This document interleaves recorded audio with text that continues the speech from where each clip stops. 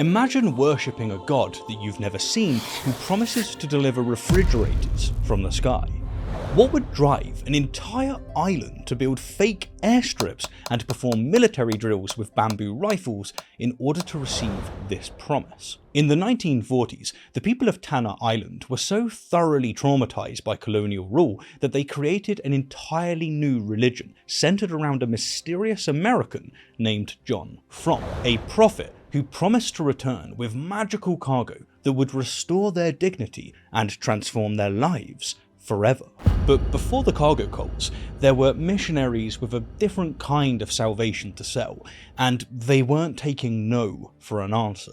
This is the story of how Christianity accidentally created its weirdest competitor and why many islanders are still waiting for their divine packages. Our story focuses on the island of Tana with its lush rainforests and active volcano, which had remained largely untouched by the outside world until the 19th century. The local Melanesian inhabitants live much like their ancestors had for thousands of years, fishing the abundant waters, cultivating yams and taro in garden plots, and practicing intricate spiritual traditions that connected them deeply to their land. For thousands of years, Tanese society had hummed along with its complex spiritual system centering on ancestral worship, stone magic, and a supreme deity called Kaupapen, who lived inside Yasur volcano. Their traditional drink, kava, played a central role in their ceremonies, a mild psychoactive beverage that's like if chamomile tea and Xanax had a baby. It would be the glow of the volcano Yasur that would draw Captain James Cook to the island, the same Cook who also found Australia, the same way that Christopher Columbus found the Americas, by being European. Life wasn't perfect on Tana. There were tribal conflicts and taboos to navigate, but it was their society, thank you very much. Until the Presbyterian missionaries arrived in 1839 and essentially said, "We're here to save you from, well, pretty much everything you've ever known and loved." The London Missionary Society viewed Tana as a prime soul harvesting territory. Their first missionaries didn't fare well. Some were killed, others fled, and a few probably wished they had chosen a cushier assignment like, say, accounting. But they were determined to civilize the locals and convert them to Christianity, because why respect other people and their customs when you're so obviously correct? And by the 1870s, they had established a foothold, armed with Bibles, Western clothes, and the cultural sensitivity of a bulldozer doing ballet. The missionaries did their best to crush the fun out of island life for decades. These killjoys even created something called the Tanna Law, which wasn't so much a legal code, but rather a guide on how to make islanders miserable. Christian converts patrolled villages, making sure that nobody was secretly having a good time or honouring their ancestors. There would be compliance to the new rules. No more traditional dancing, too sexy. No more kava drinking, too fun. No more ancestor worship, it's competition for Jesus. No more polygamy, it's too efficient. No more traditional ceremonies, they're too pagan. Mandatory Western clothing at all times, because nothing says saved soul like a wool suit in the tropics. And finally, mandatory church attendance, even if you fall asleep during the sermon. When these bans inevitably provoked violent resistance from the community, the missionaries established a harsh system that punished traditional practices with fines, which then funded the church, forced labour, building roads to the church, and flogging, righteous entertainment for the church.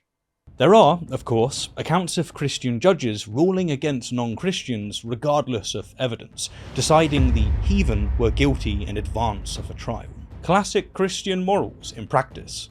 No wait, they're not real Christians, are they? We know how this works. The real Christians are your uncle and auntie, they're the real ones. Many maintained their ancestral practices in secret, hiding deep in the island's dense interior, where missionary influence couldn't reach. These kastom people, as they came to be known, kept their ancient connections alive despite increasing pressure from both missionaries and, later, colonial administrations from Britain and France, who jointly governed from 1906 onwards. It's worth noting that this colonial administration was perhaps one of the most bizarre arrangements in imperial history. They established the Anglo-French Condominium of the New Hebrides. It was less a government and more a bizarre colonial timeshare where both powers had jurisdiction but neither took responsibility. The islanders mockingly dubbed it the Pandemonium instead of the Condominium, which honestly deserves a slow clap for colonial era wordplay.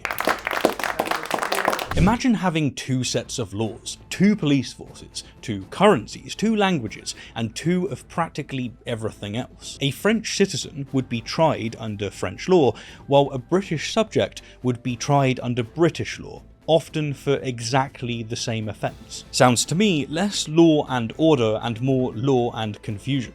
And then with this messy legal issue in place, the indigenous Tanese were considered subjects of neither power, but were still expected to obey both, though they largely ignored the colonial administrators. By 1912, the missionaries had finally been reined in, finally allowing for some room for customary laws, if only to prevent more conflict. Envision having strangers arrive on your shores and promptly inform you that everything your people had believed and practiced for countless generations was not only wrong, but actually evil. That the spirits of your ancestors who you communed with were either figments of your imagination or, worse, demons. That your celebrations, your stories, your very way of dressing and speaking needed to be abandoned. The sacred stones were hidden or destroyed, and resistance to these impositions caused further pain, suffering, and humiliation. Many islanders converted, at least outwardly. Christian churches were built, Western-style clothing was adopted, though often imperfectly understood, more on that later, and traditional ceremonies went underground. But resistance to these cultural impositions never disappeared completely. By the 1920s, the damage to Tanese culture was severe. Traditional knowledge was being lost, sacred sites desecrated, and ancestral practices driven underground. The once proud tribal leaders were undermined by young Christian converts who now held power through missionary backing. The colonizers also imposed a head tax, forcing islanders to work on European plantations, growing coconuts, coffee, and cotton to earn cash.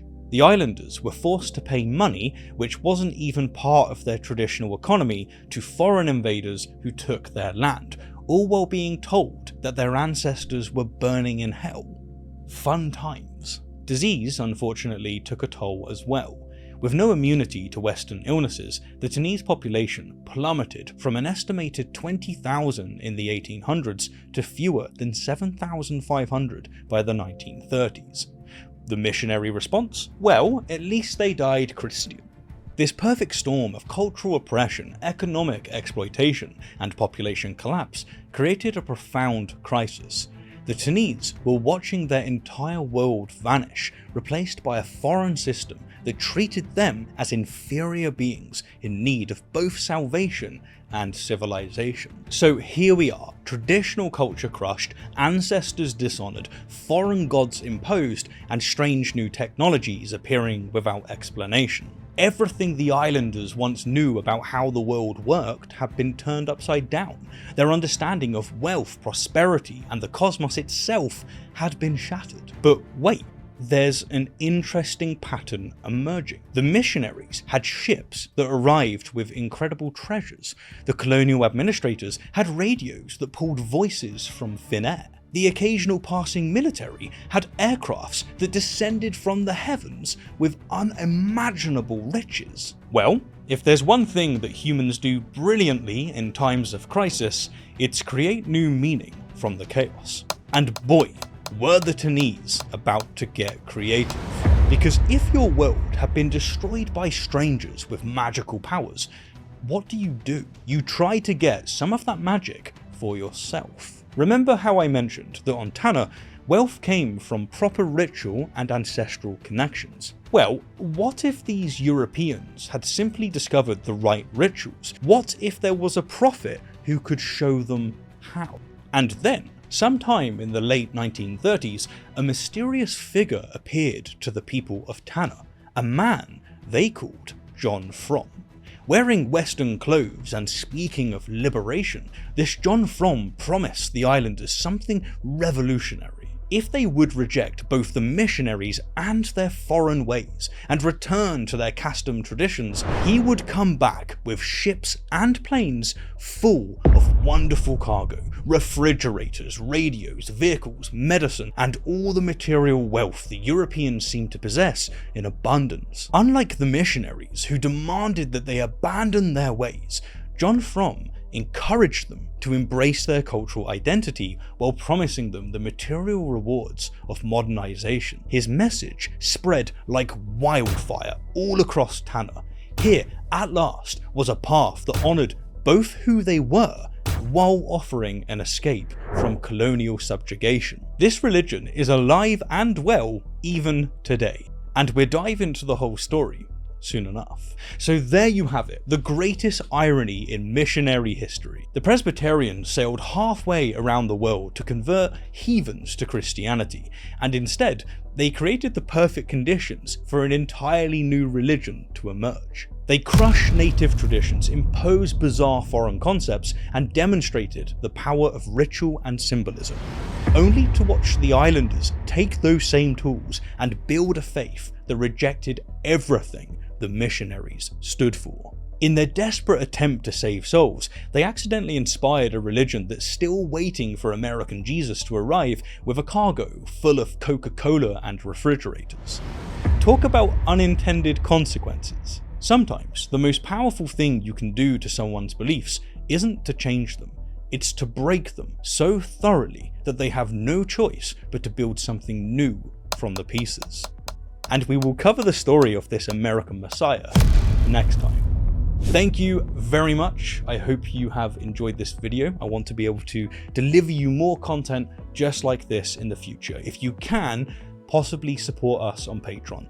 Content like this is a lot more expensive to make, but we here at Rationality Rules, we think that this is a better way of teaching people about our wonderful world and the impact that religion often has on it.